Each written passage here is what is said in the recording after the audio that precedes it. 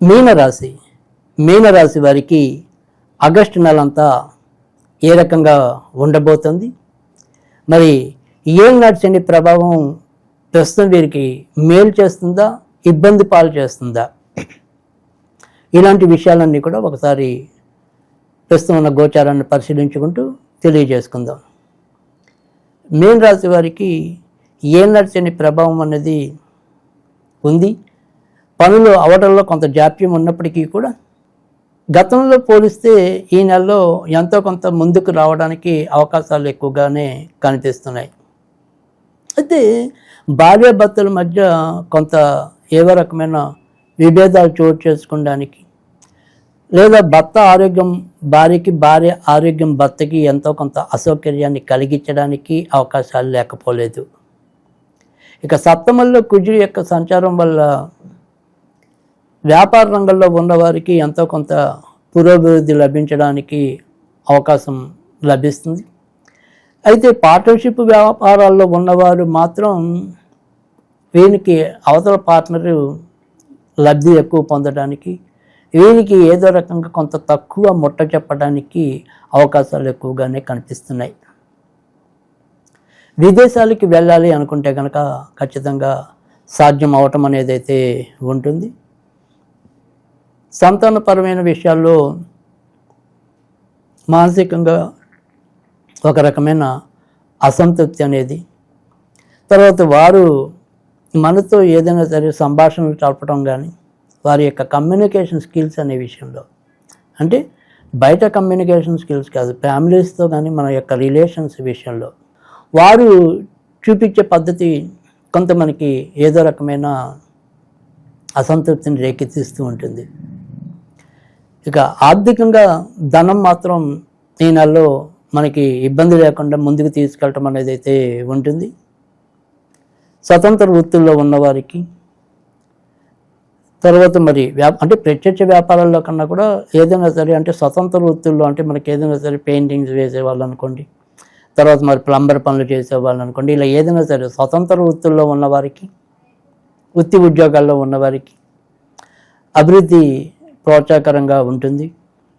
మరి ప్రత్యక్ష వ్యాపారాల్లో ఉన్నవారికి మాత్రం ఒకరోజు ఉన్నట్టుగా ఒకరోజు లేక కొంత ఇబ్బంది పెట్టే వాతావరణం అయితే కనుక ముసురు పట్టిన వాళ్ళలాగా ఇబ్బంది కలిగిస్తూ ఉంటుంది. ఇక కొత్తగా పెళ్ళి కావాలి అనుకునే వారికి ఖచ్చితంగా మంచి ఫలితాలు ఉన్నాయి. ఇప్పటికైనా సరే మనం ఏదైనా సరే వివాహ విషయంలో సానుకూలమైన నిర్ణయాలు తీసుకుని కొంత ముందడుగు వేసినట్టయితే కనుక తప్పకుండా వారు కళ్యాణ వేదికని అలంకరించడానికి కూడా అవకాశాలు ఎక్కువ ఉంటాయి. కనుక వాటికి సంబంధించిన ప్రయత్నాలు అయితే కనుక బలంగానే కొనసాగించుకోవచ్చు. ఇక ఇప్పటికే విదేశాల్లో ఉన్నవారు ఏదైనా సరే కొంత ఇబ్బందులు పడడానికి, అక్కడ కొంత ఏదైనా సరే అవమానాలు ఎదుర్కొనడానికి కూడా ఆస్కారాలు లేకపోలేదు. కవులు కళాకారులకి అంతంత మాత్రము గుర్తింపు గౌరవాలు మాత్రమే లభిస్తాయి, కానీ క్రీడా రంగంలో ఉన్నవారికి మాత్రం కీర్తి ప్రతిష్టలు పెరుగుతాయి. తర్వాత చిత్రలేఖనం వాటికి సంబంధించిన విషయాల్లో ఉన్నవారికి కూడా చాలా మంచి ఫలితాలు ఉంటాయి. జ్యోతిష రంగంలో ఉన్నవారికి కూడా మంచి ఫలితాలు ఉంటాయి. పార్ట్నర్షిప్ వ్యవహారాలకి కొత్తగా పార్ట్నర్షిప్లు చేద్దాం అనుకునేవారు ఈ నెల కొంతవరకు వాయిదా వేసుకోవటం మంచిది. దానికి ఏమంత అనుకూలమైన స్థితి అయితే కనిపించడం లేదు. భార్య భర్తలు వారు ఏదైనప్పటికీ కూడా ఇద్దరు మనసు విప్పి మాట్లాడుకోవాల్సిన అవసరం అయితే ఎక్కువగా కనిపిస్తుంది. ఆగస్టు 14 నుంచి 28వ తారీఖు మధ్య కొద్దిగా ఇంట్లో మానసిక ఉద్వేగాలు పెరిగే పరిస్థితులు నెలకొనవచ్చు. ఇక పెద్దల యొక్క ఆశ్రయస్తులు కానీ, లేదా వారి యొక్క సలహాలు సహకారాలు కానీ మీకు మేలు చేసేయగలిగే స్థితిలో ఆగస్టు ఉండటం అనేది అయితే కనిపిస్తుంది. గొంతుకు సంబంధించినవి, తర్వాత మరి ఏదైనా సరే ఇప్పటికే ఈ యొక్క మధుమేహం ఇలాంటి దీర్ఘకాలిక వ్యాధులు ఉంటే కనుక వాటి యొక్క నియంత్రణ కొంతవరకు తగ్గే పరిస్థితి ఎక్కువగానే ఆగస్టు మాసంలో గోచరిస్తుంది. ఇక వాహనాలు నడిపేప్పుడు కూడా మరీ భారీ ప్రమాదాలు కాదు, కానీ చాలా చిన్న చిన్న ప్రమాదాలు చోటు చేసుకునే పరిస్థితి అయితే ఉండవచ్చు.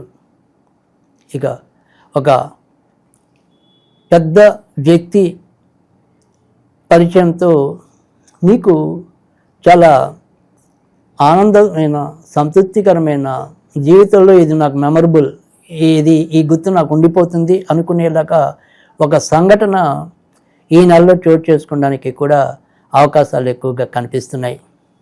ఇక బ్యాంకింగ్ రంగంలో ఉన్నవారికి, జీవిత బీమా రంగంలో ఉన్నవారికి, ఫైనాన్స్ వ్యవహారాల్లో ఉన్నవారికి ఈ నెల ప్రోత్సాహకరంగా ఉండటం అనేది కూడా జరుగుతుంది. ఎరువులు, పప్పు దినుసులు, కూరగాయలు, తర్వాత క్యాటరింగు, తిండికి సంబంధించిన విషయాల్లో ఉన్నవారికి కూడా, వ్యాపారాల్లో ఉన్నవారికి కూడా ఈ నెల ప్రోత్సాహకరంగా ఉంటుందని చెప్పడంలో కూడా సందేహం లేదు. ఇక దూర ప్రాంతాల్లో ఎవరైతే మరి అంటే పురుషుల కన్నా కూడా స్త్రీలు, అంటే ఇందాక మనం కొన్ని జాగ్రత్తలు చెప్పాం, అయితే కొద్దిగా మహిళలు కానీ మామూలుగా మరి అమ్మాయిలు కానీ ఉంటే కనుక వారికి మాత్రం కొంతవరకు ప్రోత్సాహకరమైన వాతావరణం ఈ నెలలో ఉండటం అనేది అయితే ఉంటుంది.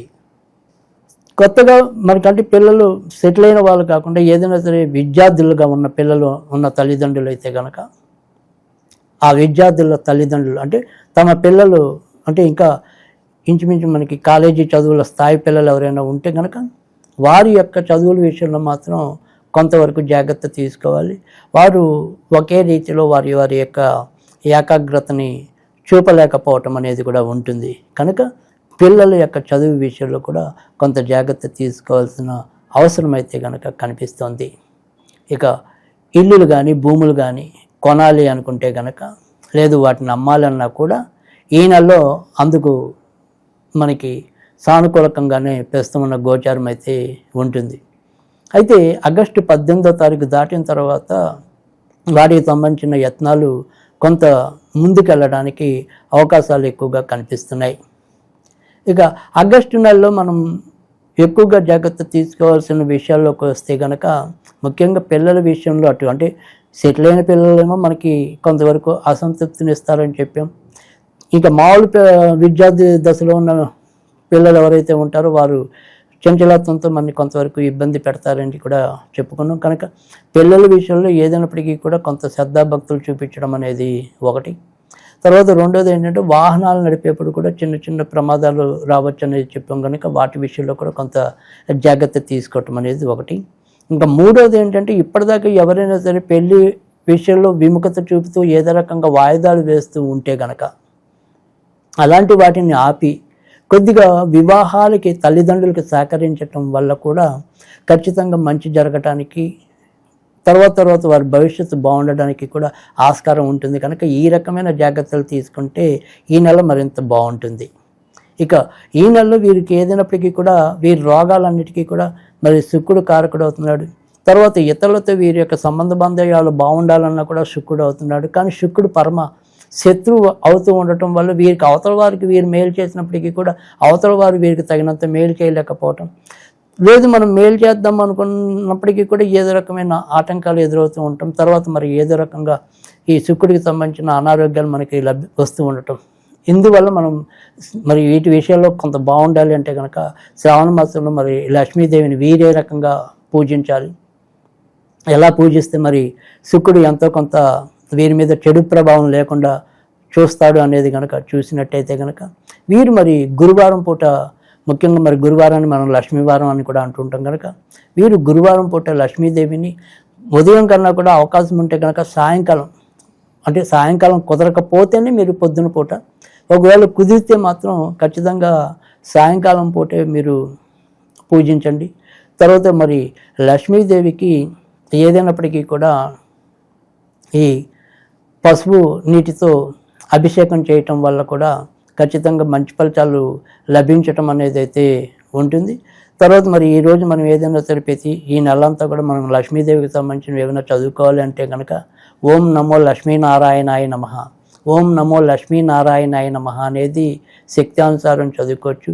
దీని అంతకంటే కూడా ఇంకా ఉత్తమమైనది మీకు గనక చదవగలిగే తీరుకుంటే కనుక హయగ్రీవ స్తోత్రం కనుక చదివినట్టయితే కనుక చాలా మంచి ఫలితాలు రావటం అనేది కూడా ఉంటుంది. కనుక ఈ రకంగా మీరు ఈ నెలలో ఆచరించినట్టయితే ఈ ఆగస్టు నెలలో మనకి ఏదైనా సరే చిన్న చిన్న చికాకులు ఉన్నా కూడా వాటన్నిటి నుంచి కూడా ఖచ్చితంగా మీకు ఉపశమనం లభిస్తుంది. నమ్మి చేయండి, తప్పకుండా మంచి ఫలితాలు ఉంటాయి.